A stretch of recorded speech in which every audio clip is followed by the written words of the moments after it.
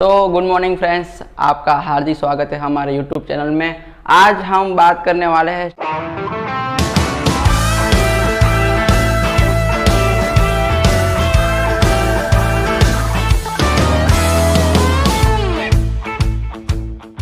Standard 12 commerce में subject है हमारा बिजनेस एडमिनिस्ट्रेशन यानी कि वाणिज्य व्यवस्था और संचालन, जिसमें है चैप्टर नंबर 1 संचालन का स्वरूप और महत्व।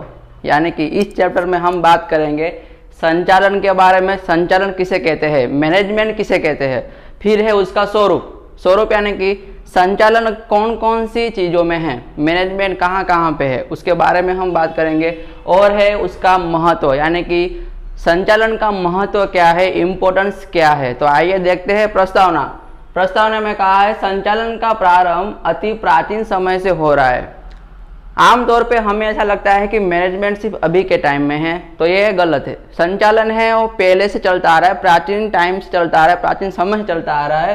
पाषाण युग में मनुष्य जानवरों का शिकार करके अपने लिए भोजन प्राप्त करता था। पाषाण युग में मनुष्य क्या कर रहा था, जानवरों का शिकार करके अपने लिए भोजन प्राप्त कर रहा था। यानी कि अगर आदि मानव जो थे प्राचीन टाइम में, तो वो जानवरों का शिकार करके अपने लिए भोजन प्राप्त करते थे, लेकिन वो शिकार करने के लिए अकेला वहां पे नहीं जा रहा था। शिकार करने के लिए उससे कुछ साथी भी उसके साथ जा रहे थे, और इसके लिए उसे एक से अधिक लोगों की आवश्यकता होती थी। यानी कि एक अकेला आदमी शिकार तो नहीं कर सकता, उसके लिए एक से अधिक लोगों के लिए उसकी जरूरत पड़ेगी। और इस कार्य के लिए उस समय में आयोजन, मार्गदर्शन, संकलन, देखरेख करके कार्य पूर्ण करवाने की प्रक्रिया।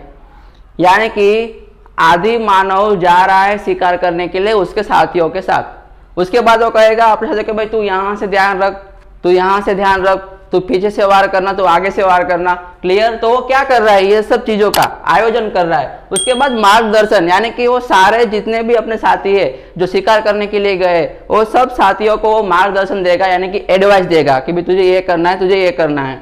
उसके बाद है संकलन यानी कि क्या, सब साथी एक साथ इकट्ठा रहेंगे, कोई इधर उधर नहीं भागेगा, थोड़ा थोड़ा गैप रखेंगे, तो उसको काम क्या कहेंगे, संकलन। फिर है देखरेख तो हमें करना ही है कि एक यहाँ से देखेगा, एक पीछे से देखेगा, एक आगे से देखेगा, जिसको भी दिखे जानवर शिकार के लिए टूट पड़ेंगे।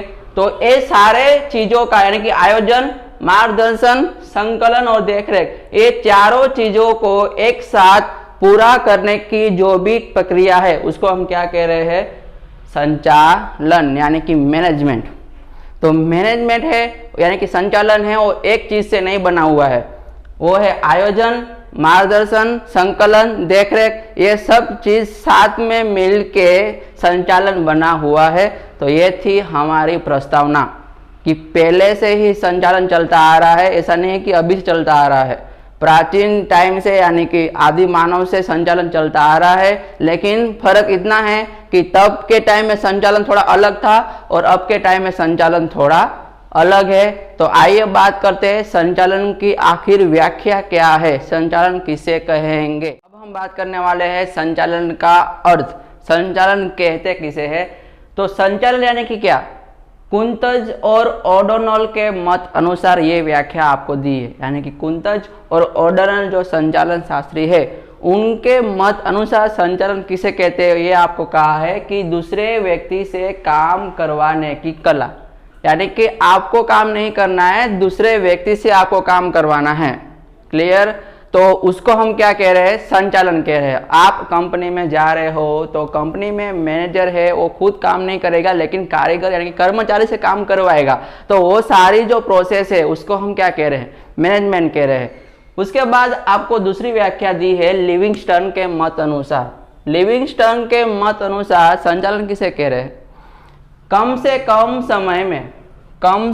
समय यानी कि टाइम यहाँ पे आपका बचना चाहिए। कम से कम समय, खर्च और उपलब्ध साधन सामग्री का श्रेष्ठ उपयोग करके इकाई का निर्धारित ध्येय सिद्ध करना। कम से कम समय चाहिए आपको, टाइम ज़्यादा वेस्ट नहीं करना है।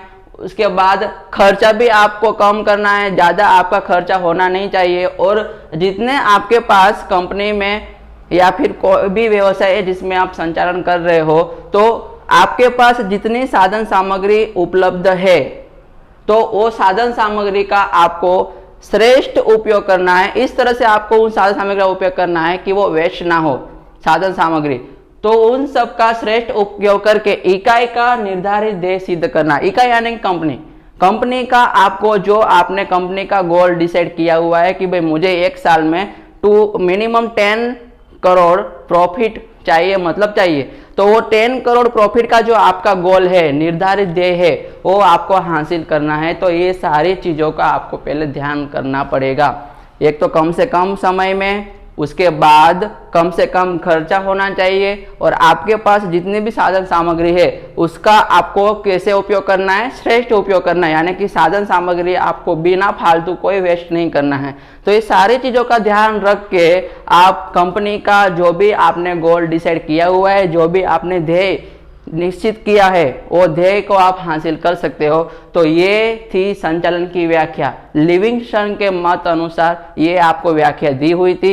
अब बात करने वाले हैं जो डॉक्टर जॉर्ज आर टेरी के मत अनुसार। सबसे इंपॉर्टेंट व्याख्या आपको यहाँ पे दी है डॉक्टर जॉर्ज आर टेरी की, जो आपको एग्जाम में आ सकती है। ये 1 मार्क्स में या 2 मार्क्स में भी आ सकती है। और हालांकि अगर आपको एग्जाम में ऐसा कहा हुआ नहीं है, तो सिर्फ इतना ही कहा हुआ है कि संचालन की व्याख्या लिखे, तो आप तीनों में से कोई भी व्याख्या लिख सकते हो। लेकिन अगर आपको कह दिया है कि संचालन की व्याख्या डॉक्टर जॉर्ज आर टेरी के मत अनुसार लिखिए, तो आपको यही व्याख्या लिखनी है। उसमें अगर आप ये व्याख्या लिखने गए या ये लिखने गए तो आपका गलत हो सकता है।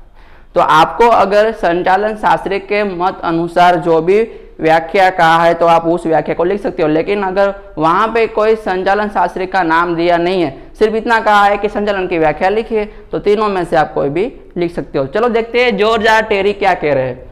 उनके मत अनुसार संचालन मतलब क्या? मानवीय, यंत्र, साधन, पद्धति, वित्त यानी कि पैसे, बाजार का आयोजन करके उन पर अंकुश रखने का कार्य।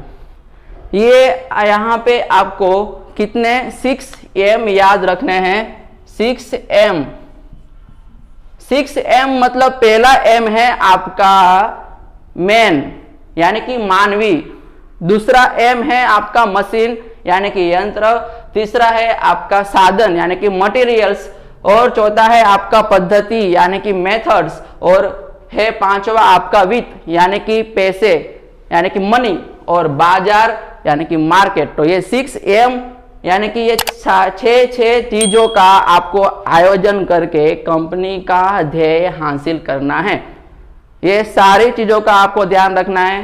कंपनी के पास जितने भी मानवीय है, जितने कर्मचारी है, उनका संकलन करना है, उनका ध्यान रखना है। उसके बाद यंत्र, जितने भी कंपनी के पास मशीन्स है उनका हमने आगे देख लिया कि भाई जो भी साधन सामग्री है, जो भी मशीन्स है, उसका आपको श्रेष्ठ उपयोग करना है।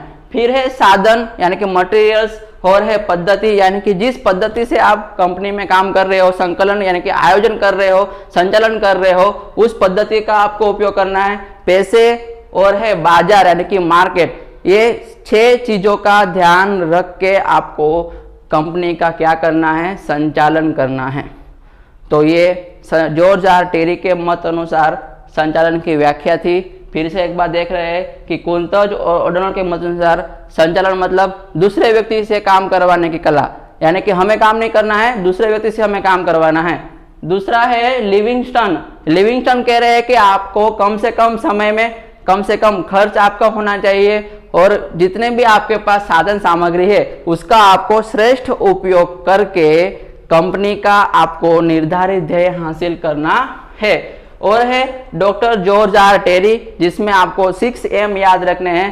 पहला है आपका मैन, दूसरा है मशीन, तीसरा है मटेरियल्स, फोर्थ है मेथड्स, 5 है मनी, और लास्ट 6 है आपका मार्केट। ये 6M का आपको क्या करना है, आयोजन करना है, प्लानिंग करनी है, और उन पे हमें अंकुश रखना है।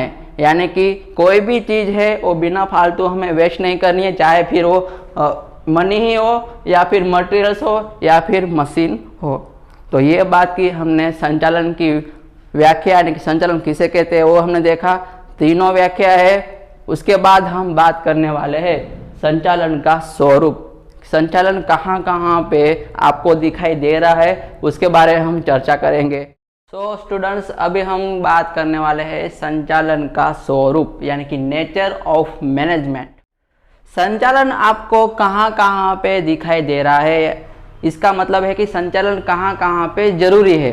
तो पहला पॉइंट्स आपको दिया हुआ है कि सर्वव्यापी प्रवृत्ति। सर्वव्यापी मतलब कहाँ पे? सर्वव्यापी मतलब संचालन है और हर एक चीज में जरूरी है। ऐसी एक भी चीज नहीं है जहाँ पे आप संचालन यानी कि मैनेजमेंट नहीं कर रहे हो। कोई क्लासेस ओपन करना है तो वहाँ पे भी आप पहले मैनेजमेंट करोगे कि कौन से टीचर्स को रखना है, कौन से को नहीं रखना। टाइम टेबल आप बना रहे हो स्कूल का, तो हर एक चीज़ में मैनेजमेंट जरूरी है। मैनेजमेंट के बिना कोई आप जो भी गोल से आपका वो पूरा नहीं कर पाओगे। सर्वव्यापी में कहा है कि सिर्फ औद्योगिक प्रवृत्ति नहीं है। औद्योगिक मतलब कि सिर्फ उद्योगों में ही संचालन जरूरी नहीं है। संचालन है वो सामाजिक यानी कि समाज से जुड़ी हुई जितनी भी प्रवृत्तियां है वहां पे संचालन जरूरी है। उसके बाद है धार्मिक यानी कि जितनी भी धार्मिक प्रवृत्तियां है वहां पे भी संचालन जरूरी है। उसके बाद है कृषि लायक जितनी भी प्रवृत्तियां है, किस तरह से बियारण आपको रोपना है, किस तरह से नहीं रोपना, कृषि में जितनी भी प्रवृत्तियां है वहां पे भी संचालन जरूरी है। लश्करी यानी कि सैन्य प्रवृत्ति, वहां पे भी मैनेजमेंट यानी कि संचालन जरूरी है। फिर है शैक्षणिक में आपको तो पता ही है कि स्कूल है, क्लासेस है, तो वहां पे भी संचालन जरूरी है।